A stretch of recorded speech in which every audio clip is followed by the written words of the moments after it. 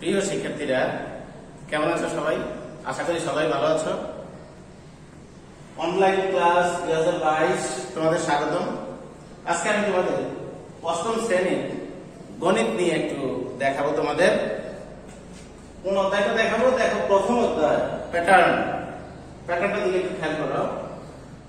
তার আগে আমাদের কিছু ইম্পর্টেন্ট বিষয় রয়েছে যেগুলি আমাদের অবশ্যই জানা রাখতে হবে।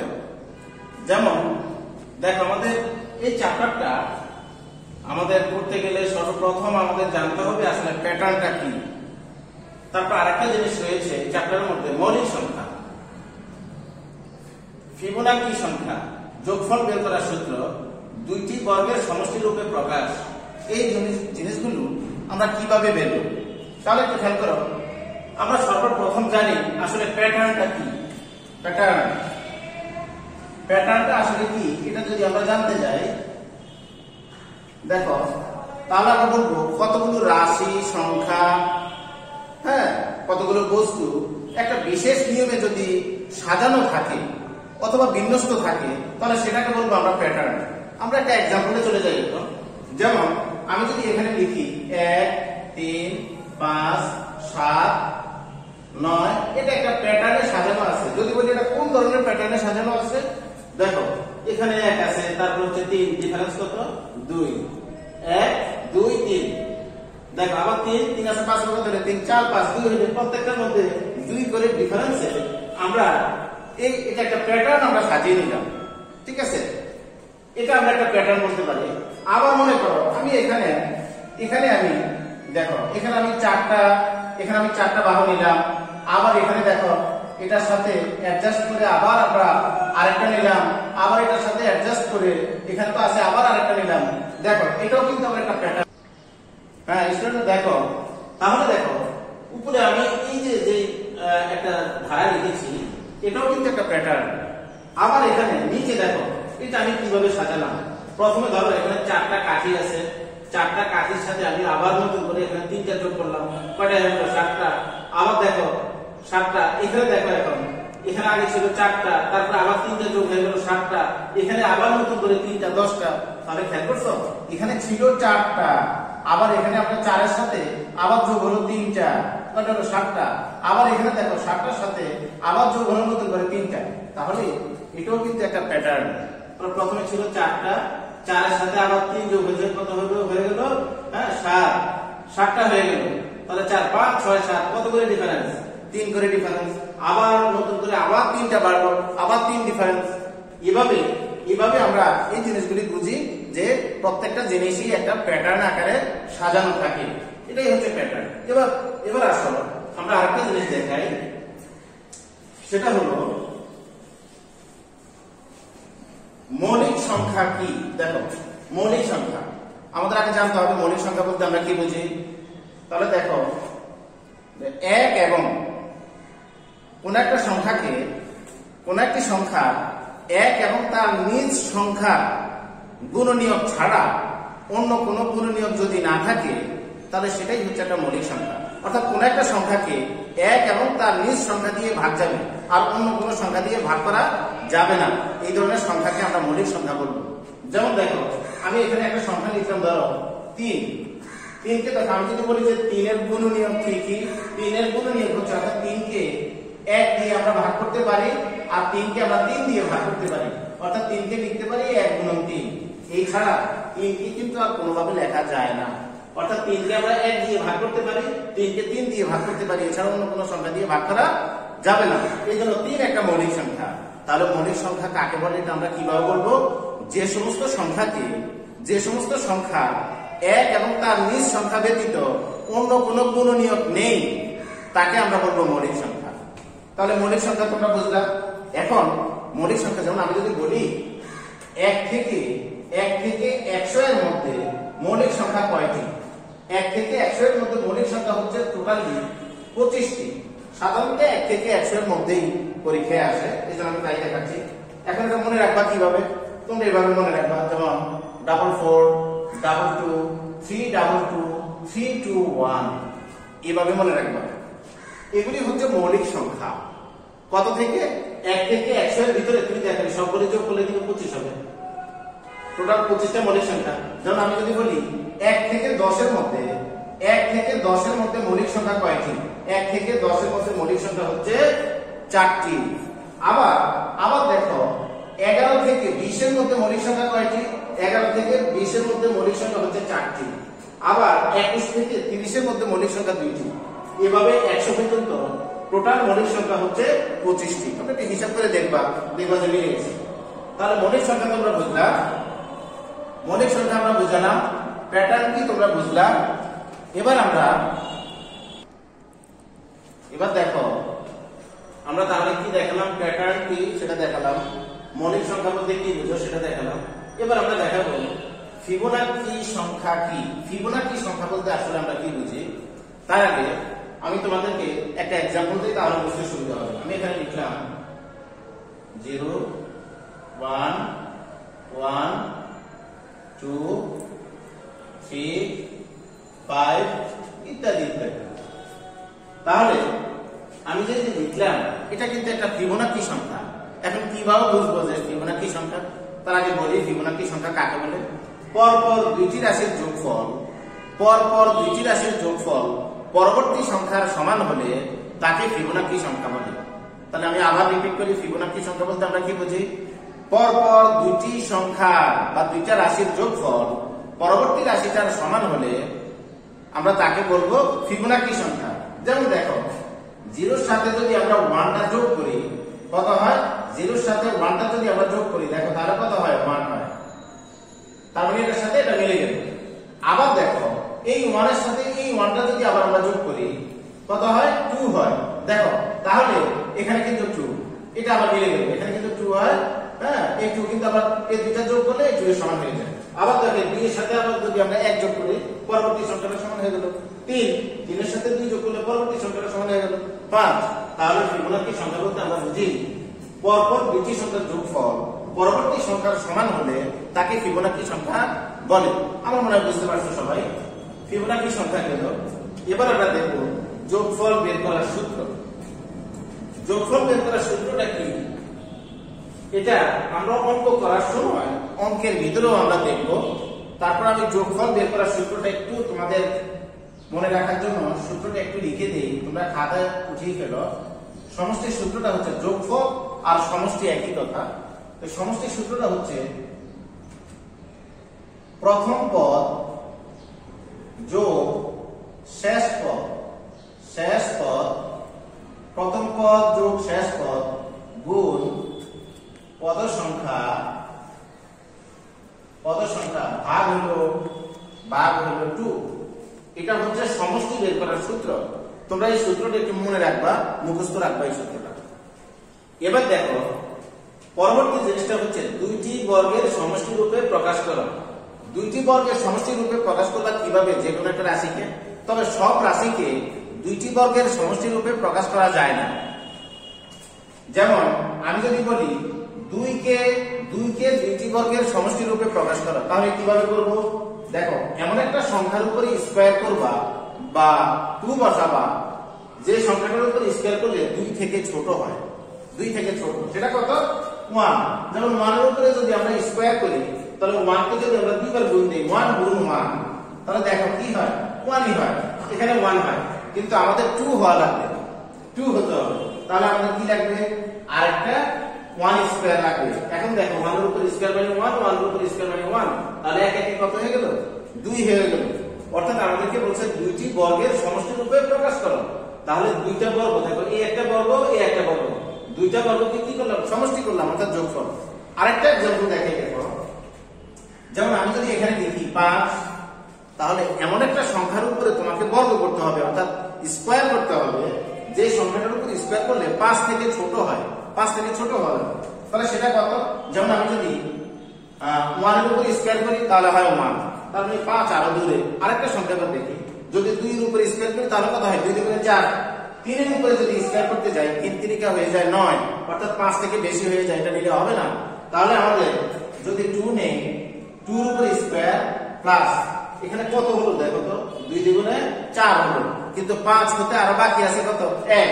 তাহলে ওটাকে আমি লিখতে পারি না 1 স্কয়ার? তাহলে দেখো এখন কি 5 হয়ে গেল না? এভাবে দুইটি বর্গের সমষ্টি বের করতে হয়। তাহলে আমাদের এই জিনিসগুলি গেল। আমরা এখন একটা সৃজনশীল নিয়ে তোমাদেরকে একটা সৃজনশীল দেখাবো। দেখো সৃজনশীলটা কিভাবে আমাদের করতে হয় এই অঙ্কগুলির উপরেই। প্রথমে দেখো এখানে বলছে, এখানে আমাদের উদ্দীপকের মধ্যে আমরা একটা তালিকা আমরা দিয়ে দিচ্ছি। সেটা কি 5, 13, 21, 29 আর হচ্ছে 37। এই যে রাশিগুলি আছে এগুলি থেকে আমাদের কি বের করতে হবে? কতে বলছে 29 ও 37 কে দুইটি বর্গের সমষ্টি রূপে প্রকাশ করা। একটু আগে তোমাদেরকে যেভাবে বললাম যে সমষ্টিটা কিভাবে বের করতে হয়, দুইটি বর্গের সমষ্টি, ঠিক সেভাবে আমরা এটা বের করব। খতে বলেছে তালিকার পরবর্তী 4টি সংখ্যা নির্ণয় করো। এই যে আমাদের তালিকাটার উপরে দেওয়া আছে, এই তালিকা অর্থাৎ আমাদের এখানে 37 পর্যন্ত দেওয়া আছে, এর পরবর্তী আরো 4টা সংখ্যা আমাদের বের করতে বলছে। ওকে, এরপর সংখ্যাটা কি বলছে দেখো, তালিকা প্রথম 50টি সংখ্যার সমষ্টি নির্ণয় করো। প্রথম 50টা সংখ্যার সমষ্টি আমাদের বের করতে হবে। এবার দেখো তাহলে আমরা ক নাম্বার অঙ্কটা কিভাবে করব। ক হচ্ছে 29 ও 37 কে দুইটি বর্গের সমষ্টি রূপে প্রকাশ করতে বলছে। তো আমরা এখানে লিখব 29 ও 37 কে দুইটি বর্গের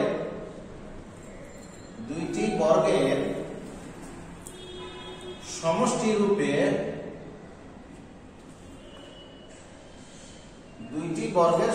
রূপে প্রকাশ করা হলো।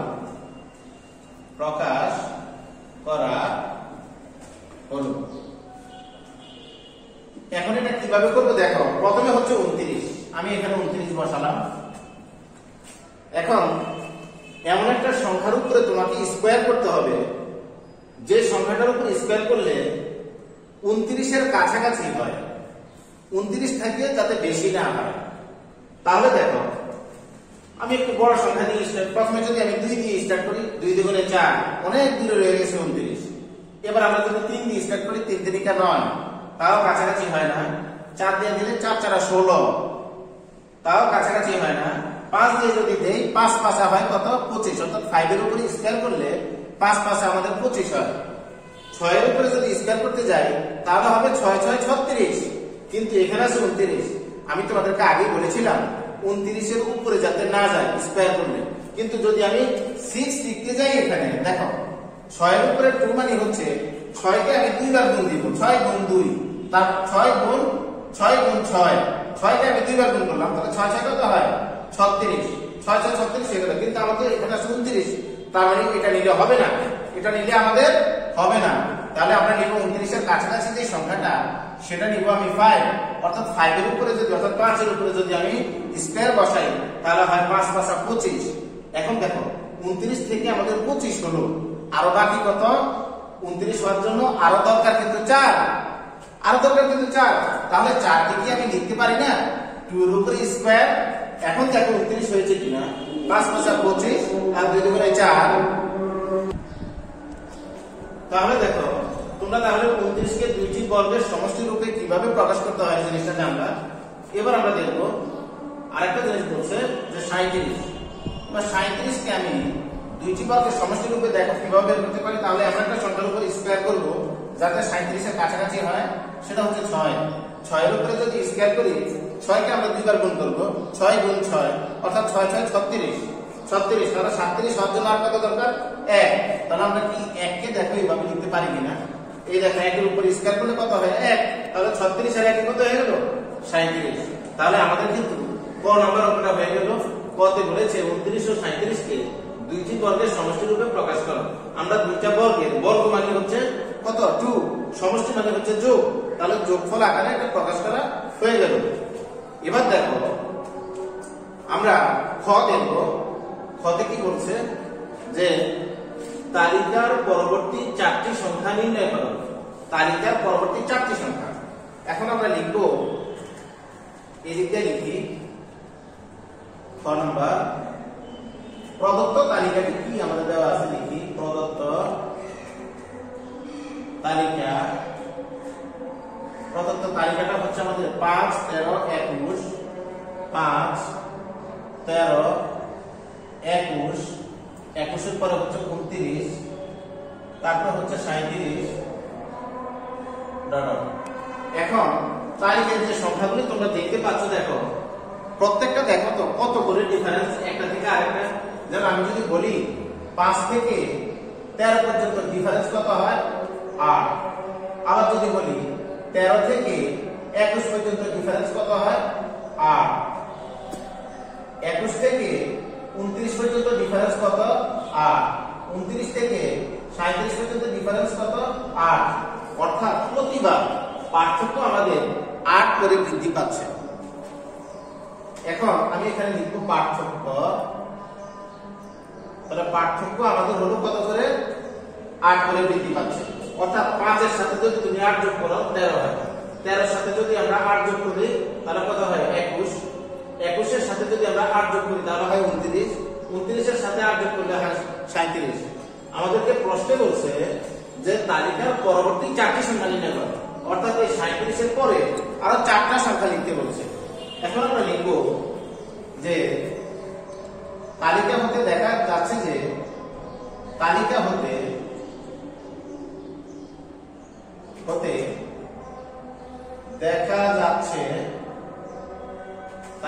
দেখা যাচ্ছে যে প্রতিবার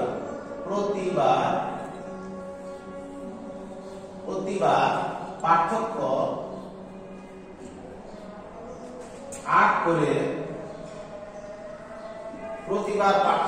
8 করে বৃদ্ধি পাচ্ছে।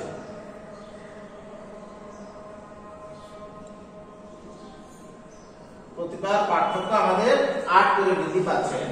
সুতরাং তালিকার পরবর্তী 4টি সংখ্যা হচ্ছে, সুতরাং তালিকার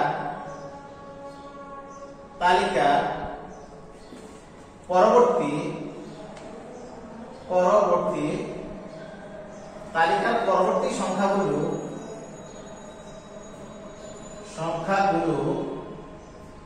হলো তালিকার পরবর্তী সংখ্যাগুলো হলো, যেমন দেখো লাস্ট সংখ্যাটা আমাদের কত রয়েছে এখানে 37, 37 এর সাথে দেখো এখানে যেরকম প্রত্যেকটা আমরা এখানে দেখো 5 এর সাথে 8 যোগ করলে 13, 13 এর সাথে 8 যোগ করলে 21, 21 এর সাথে 8 যোগ করলে 29, 29 এর সাথে 8 যোগ করলে 37। এবার ঠিক 37 এর সাথে যদি আমরা 8 যোগ করি তাহলে আমরা কিন্তু পরের সংখ্যাটা পেয়ে যাই।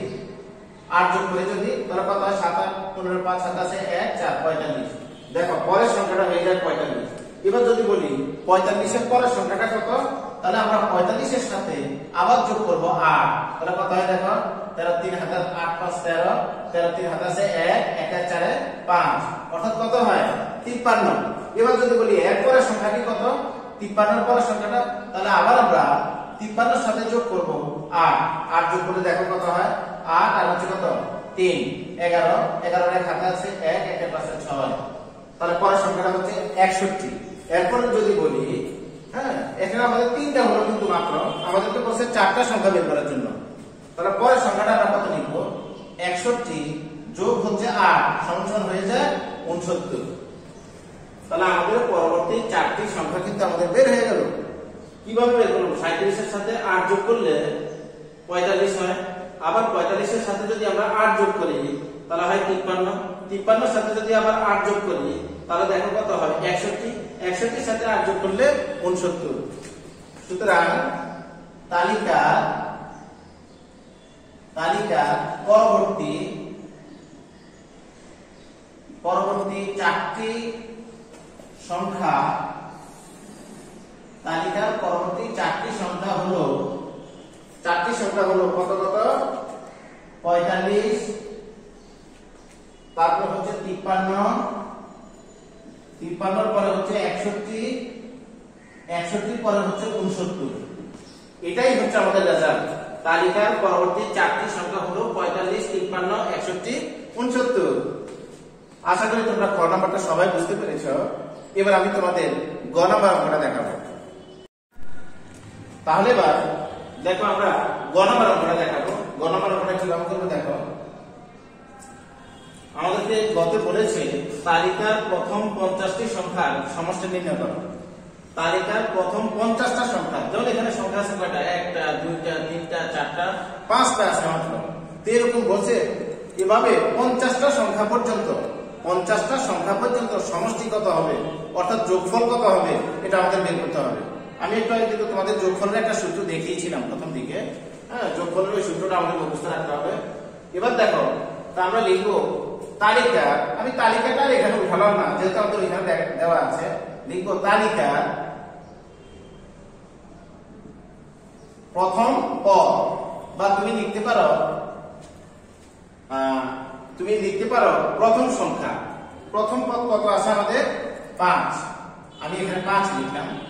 দেখো তো 5কে এখন আমি ভেঙে লিখব। কিভাবে ভেঙে লিখবো? যেমন এখানে আমরা তোমাদেরকে আগে দেখিয়েছিলাম 5 থেকে 13 পর্যন্ত ডিফারেন্স কত? 8। 13 থেকে 21 পর্যন্ত ডিফারেন্স কত? 8। অর্থাৎ প্রত্যেকটা 8 করে ডিফারেন্স। যত করে ডিফারেন্স হবে প্রথমে আমরা তা বসিয়ে দিব এখানে। এবার 8 এর সাথে যদি আমরা 1 গুণ করি তাহলে দেখো কত হয়। 8 থেকে 8 থেকে কত বাদ দিলে তোমাদের 5 হবে? 8 থেকে আমি 3 বাদ দিলে 5 হয়ে যাবে। এটা আমি কেন এইভাবে করতেছি? আমি জাস্ট একটা প্যাটার্ন আকারে এখানে আমাদের সাজাতে হবে, এই জন্য এটাকে ভেঙে এইভাবে লিখতেছি আমরা। প্রথম পদ গেল। এবার আমি লিখবো দ্বিতীয় পদ। দ্বিতীয় পদটা আমাদের কত আছে দেখো। দ্বিতীয় পদ হলো আমাদের 13। দেখো এখানে প্রথম পদ, এই জন্য কিন্তু আমি প্রথম লিখছি, অর্থাৎ 1। এখানে দ্বিতীয় পদ, তাহলে আমি লিখবো 8 গুণ দ্বিতীয়, যেহেতু 1 এর পরিবর্তে আমি 2 লিখবো, তাহলে কত হয় এখানে? 8 দ্বিগুণে 16, কিন্তু আমাদের এখানে আছে 13। তাহলে 8 দ্বিগুণে 16, 16 থেকে কত বাদ দিলে 13 হবে? 16 থেকে আমরা যদি 3 বাদ দিয়ে দিই, দেখো তাহলে 13 হয়ে যাবে। দেখো পূর্বের প্যাটার্নের সাথে অনেকটা মিলে যাচ্ছে। এবার আমি যদি লিখি তৃতীয় পদ কত? তৃতীয় পদটা হচ্ছে আমাদের এখানে 21। এবার দেখো 21কে তাহলে আমি কিভাবে লিখতে পারি? তৃতীয় পদ, তাহলে আমি আগের মতো করে প্রথমে 8 লিখবো গুণ এখানে 3, কত হয়? 3 8 24। 24 থেকে কত বাদ দিলে 21 হবে? 24 থেকে 3 বাদ দিলে। তাহলে দেখো একটা প্যাটার্ন আকারে কিন্তু সাজানো হয়ে যাচ্ছে। 8 গুণ 1 বিয়োগ 3, 8 গুণ 2 বিয়োগ 3, 8 গুণ 3 বিয়োগ 3। এভাবে আমরা অনির্দিষ্ট পর্যন্ত যেতে পারি, অনির্দিষ্ট। এবার লিখবো সুতরাং কতম পদ সমান কি হবে? দেখো এখানে লিখছি 8 গুণ 3, তাহলে এখানে লিখবো আমি, যেহেতু কতম, এখানে লিখবো 8 গুণ ক বিয়োগ হবে 3। অর্থাৎ আমি এখানে ক ধরছি, এই জন্য এখানে আমাদের প্যাটার্নটা চলে আসছে ক। আমি লিখবো 8 ক বিয়োগ হচ্ছে 3। তাহলে এটা কি পেলাম? সুতরাং তালিকা বীজগাণিতিক রাশি,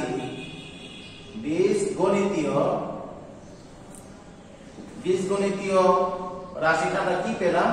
তালিকার বীজগণিতীয় রাশিটা হলো 8 ক বিয়োগ 3। এটা হচ্ছে বীজগণিতীয় রাশি, আমরা বের করব। সুতরাং আমাদের বলছে তালিকার প্রথম 50টি সংখ্যার সমষ্টি নির্ণয় করো। 50টি সংখ্যা, তাহলে দেখো তো কতম পদ পেলাম আমি? 8 ক বিয়োগ 3। এবার যদি বলি 50তম পদটা কত হবে, তাহলে জাস্ট এই কয়ের জায়গায় আমরা 50 লিখে দিব। 50 কই থেকে আনলাম? আমাদের প্রশ্নেও লেখা আছে 50টি সংখ্যার সমষ্টি নির্ণয় করো। তাহলে আমরা লিখব সুতরাং তালিকা 50তম পদ সমান 8, এখানে আছে পদ, আমরা লিখবো 8 গুণ 50, জাস্ট আমরা কয়ের জায়গায় 50 বসিয়ে দিব। 50 বিয়োগ হচ্ছে 3 ইকুয়াল টু কত হয় দেখো? 400। যদি আমরা 8 দিয়ে 50 কে গুণ করি হয় 400। 400 থেকে আমরা 3 বাদ দিয়ে দিব। 3 বাদ দিয়ে দিলে কত হয়? 397 হয়। এটা যদি আমরা বিয়োগ করি হয়ে যায় 397। এবার লিখব সুতরাং তালিকাটি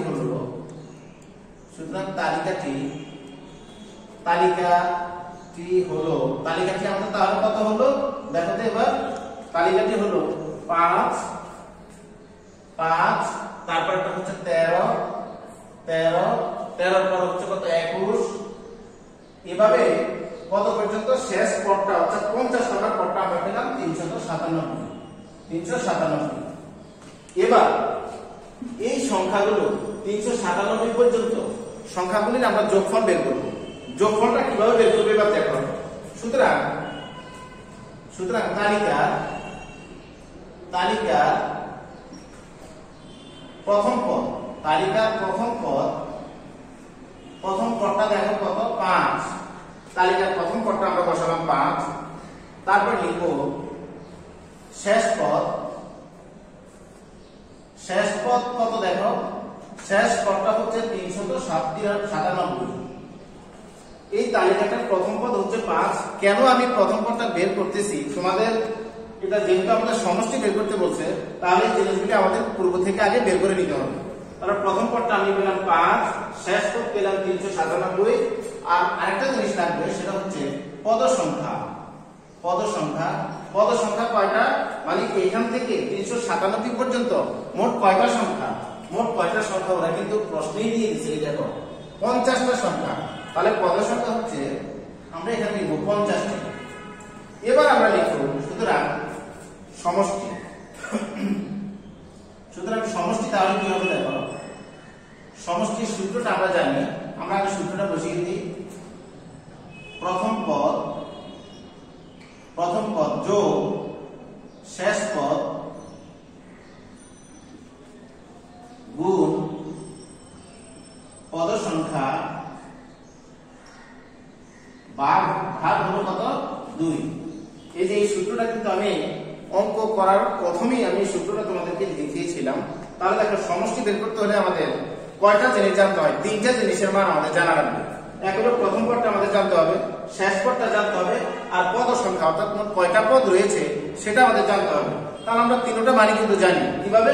প্রথম পদ হচ্ছে 5, শেষ পদ হচ্ছে 397, আবার পদ সংখ্যা 50। সবগুলি মানই আমাদের জানা হয়ে গেল। এবার আমরা দেখে এখানে লিখব প্রথম পদটা কত 5 লিখলাম, যোগ শেষ পদ কত, শেষ পদটা হচ্ছে 397 লিখলাম 397। তারপরে এটার সাথে গুণ, এই যে গুণ চিহ্নটা দিলাম। পদ সংখ্যা কয়টি 50টি, এই যে এখানে লিখবো আমরা 50। নিচে কত, নিচে হচ্ছে একটা 2।